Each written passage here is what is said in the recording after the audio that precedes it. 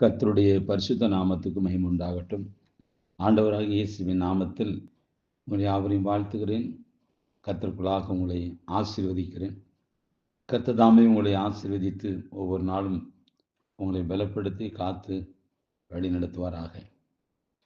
இந்த நாளிலும் தியானத்திற்காக எடுத்துக்கொண்ட பரிசுத்த வேதாகமத்தினுடைய பகுதி 1 யோவான் 1:9. நம்முடைய பாவங்களை நாம் அறிக்கையிட்டால் பாவங்களை நமக்கு மன்னித்து எல்லா அநியாயத்தையும் நீக்கி நம்மை சுத்திகரிப்பதற்கு அவர் உண்மையும் நீதியும் உள்ளவராயிருக்கிறார். பிரியமானவர்களே, கட்டிட தொழிலாளிகள், பெயிண்டர்கள், மரவேலை செய்பவர்கள் ஆகியோரை வேலை செய்யும் நேரங்களில் கவனிக்கும்போது அழுக்கு அதிகமாக படியும் சூழ்நிலைகளில் அவர்கள் பணிபுரிய வேண்டியது அவசியம். அந்த அழுக்கு சரீரத்தில் அவர்களுடைய உடலிலும் அழுக்கு அதிகமாக படியும். ஆனால் அழுக்கு படிவதை எண்ணி வேலை நேரங்களில் அவர்கள் சற்றும் வருத்தப்படுவதில்லை. ஆனால் மாலையில் நன்றாக குளித்து நல்ல உடை அணிந்து விட்ட பிறகு சிறு அழுக்கு உடலிலோ படிந்தால் அதிகமாக அதை உறுத்தல் அடைந்து வருந்துவார்கள். இப்படிதான் சிலர் எத்தனை தவறு செய்தாலும் மன வருத்தம் அடைவதில்லை. வாய்க்கு வந்தபடிலாம் பேசுவார்கள், கால் போன பாதையில் நடப்பார்கள், ஆகாத பழக்கங்களுக்கு அடிமையாக இருப்பார்கள், மனம் விரும்பியபடி மோசமாக சிந்திப்பார்கள், கண் வலித்தால் கூட தாங்கி கொண்டு ஆகாத காட்சிகளை மேய்வார்கள், அதாவது பார்ப்பார்கள். பொல்லாத மனநிலையால் எல்லா தீய சுபாவங்களையும் வெளிப்படுத்துவார்கள். ஆனால் இவற்றை பற்றி எல்லாம் அவர்கள் குற்ற உணர்வு அடைவதில்லை. காரணம் என்ன? அவர்கள் பாவத்தோடு பழகி போய்விட்டார்கள். அவர்கள் பாவ இருதயத்தின் விளைவாக எல்லா பாவ செயல்பாடுகளோடும் சகஜமாகிவிட்டார்கள். அவர்கள் பாவத்தை விட்டு வெளியேறி பரிசுத்தமாகுதலை காணாததால் பாவத்தின் அருவருப்பை அவர்கள் மோசமாக உணரவில்லை. ஆனால் எத்தகைய பாவியானாலும் கர்த்தராகிய இயேசுவிடம் வந்து பரிசுத்தமாகுதலை கண்டுவிட்டால் அவர்களால் பாவத்தின் அருவருப்பை உணராமல் இருக்கவே முடியாது. அவர்களால் துன்மார்க்கத்தோடு சகஜமாக இருக்க முடியாது. அன்பார்ந்தவர்களே, ஒருவர் ரட்சிக்கப்பட்டதும் பரிசுத்தமாக்கப்பட்டதும் உண்மை என்றால் அதற்கு சில அடையாளங்கள் உண்டு. முன்பு போல அவர்கள் தேவனுக்கு உகந்ததல்லாத விஷயங்களில் உறுத்தல் இல்லாமல் இருக்க முடியாது. பாவ அழுக்க சிந்தனையிலோ, சுபாவத்திலோ, செயலிலோ, பழக்கங்களிலோ காணப்பட்டால் அவரால் சாதாரணமாக அதனை எடுக்க இயலாது. வாயினாலோ, கண்களினாலோ, சிந்தனையினாலோ, செயலினாலோ ஒரு பாவ அழுக்கு படிந்து விட்டால் அவரால் அதை லகுவான ஒரு மனதோடு ஏற்றுக்கொண்டு சும்மா இருக்க முடியாது. புத்தம்பதிய உடை உடுத்தியவர் சிறு அழுக்கு வெட்டினாலும் விசனப்படுவது இயற்கையானது. அதே போல மனிதனுடைய வாழ்க்கையில பாவத்தோட சில பேர் ஒப்பந்தமே பண்ணிடுவான், அக்ரிமெண்டே போட்டுருவாங்க. அது பழகி போன ஒரு ஜென்மம். ஆனால் பாவம் மனிதனை ஆட்டி படைக்கும். இந்த பாவ சரீரத்தை ஒரு பரிசுத்தமான சரீரத்துக்கு நாம் ஒப்பு கொடுத்து வாழ்வது மிகவும் அவசியம். உலகத்தில் இருக்கிற எல்லாரும் பாவிகள் தான், நீதிமான் ஒருவனாகிலும் இல்லை அப்படின்னு வேதம் சொல்லுது. அதனால பாவத்திலே இருக்க முடியுமா? முடியாது. அதுக்கு ஒரு காலம் வருது. இயேசு ஒரு மனுஷனை சந்திக்கிறார். ஒரு உணர்வடையுது. அந்த உணர்வுள்ள இருதயம் தான் மனம் திரும்புதலுக்கு கடந்து போகும்.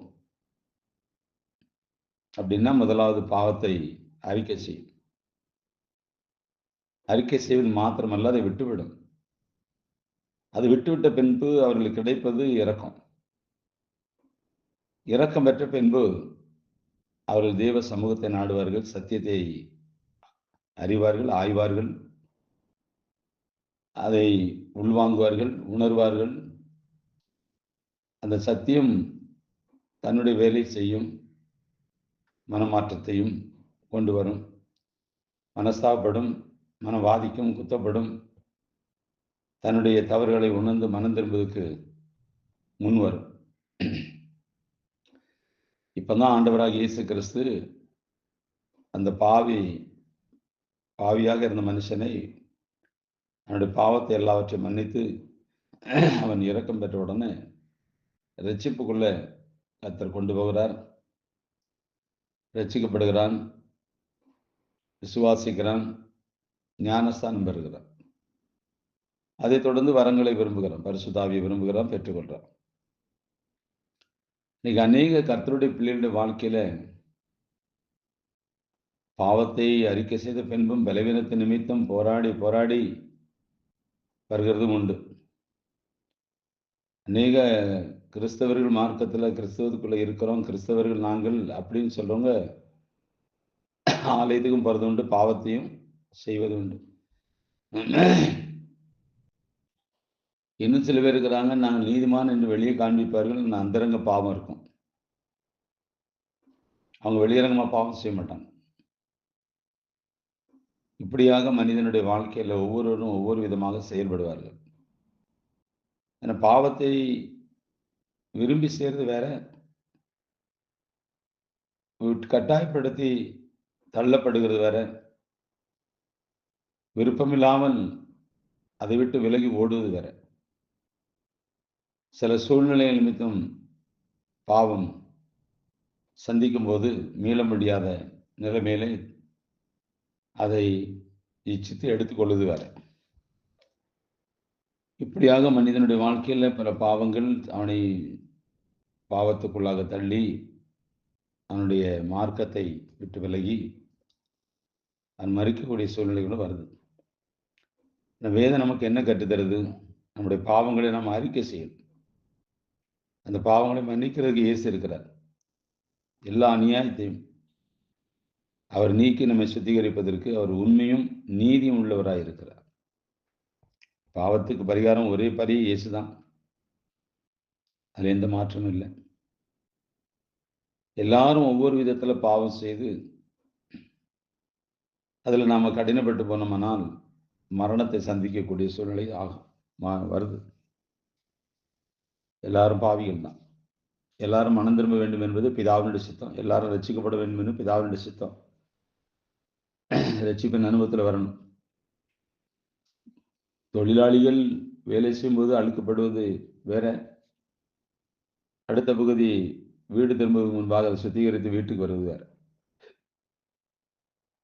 மனிதனையும் சுத்தப்படுத்துவது வசனம், இரத்தம், அவருடைய நாமம், அவருடைய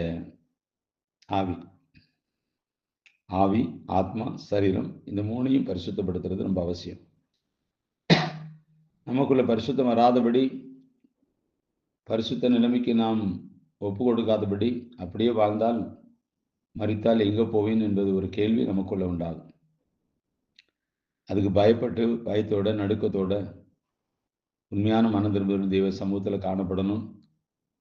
பாவத்தை விட முடியலையா, நான் இப்படி பேசிட்டேன், அப்படி செஞ்சுட்டேன், வச்சுட்டேன் அப்படிங்கிறதெல்லாம் நாம முழுமையாக ஒப்பு கொடுத்தா தேவன் நம்மோடு கூட இருந்து தேவ ஒத்தாசையோட நமக்கு பாவம் விளக்கப்பட்டு பரிசுத்தமாகுதல தெய்வ பயத்தோடு பூரணப்படுத்த முடியும்.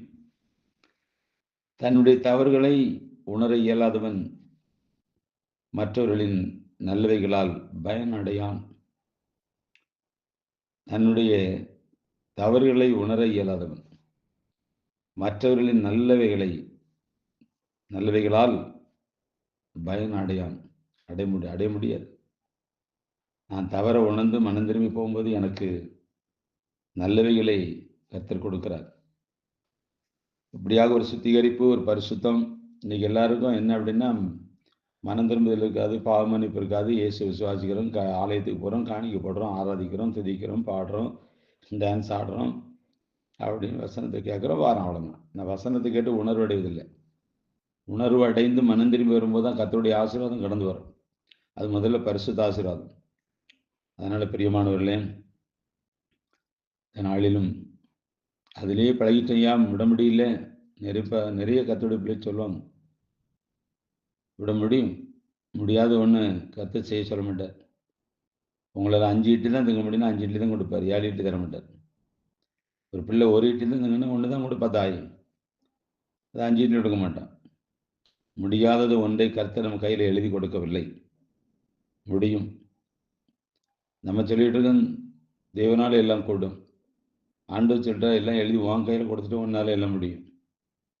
அதனால பாவ உணர்வடைந்து மனம் திரும்பி ரட்சிப்பின் அனுபவத்தில் வந்து மனசன் விட்டு பரிசுத்தாய் பெற்று பரிசுத்தமாகுதல தெய்வ பயத்தோடு கூட பூரணப்படுத்துவோம். அப்பொழுது கர்த்தருடைய ஆசீர்வாதத்தை சுதந்திரிக்க முடியும். கர்த்தர் உங்களை ஆசீர்வதிப்பார். God bless you.